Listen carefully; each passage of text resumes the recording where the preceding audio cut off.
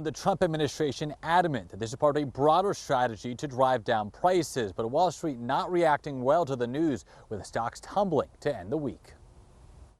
It's a busy Friday afternoon on Franklin Street with customers piling into Epilogue. The idea was to have a space where people could come and feel like they were at home. Open just months before the pandemic, co-owner Jamie Sanchez explains they've had to overcome challenges before, with today's announcement just the latest. The White House announcing 25% tariffs on goods from Mexico and Canada and 10% on those from China. Epilogue works with a domestic distributor which sources some products from overseas vendors. The core for our cafe, the chocolate, coffee, and we actually import talavera, which is Mexican pottery.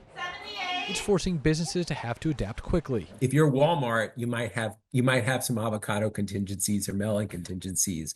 If you're, a local mom and pop store, the chances of you having those contingencies is a lot lower. What those adaptations look like, something Sanchez is navigating. We're trying to keep stability for the customers. We also have to think about our community and how they can't afford to pivot to something more expensive. The energy sector could also be impacted. Mexico and Canada account for 70% of U.S. crude oil imports. That could mean higher prices to heat your home.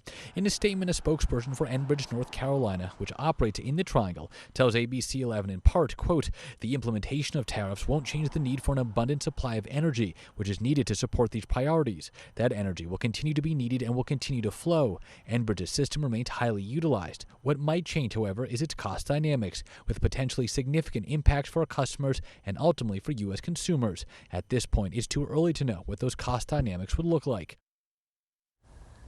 And Steve, Lauren, tariffs on Canadian oil and gas may go into effect in mid-February, also could be lower, something we're working to get some clarity on, also waiting to see whether or not there are other products exempt from these tariffs tonight, waiting to see the response from the governments of China, Mexico, and Canada, and whether or not there will be reciprocal tariffs on U.S. goods.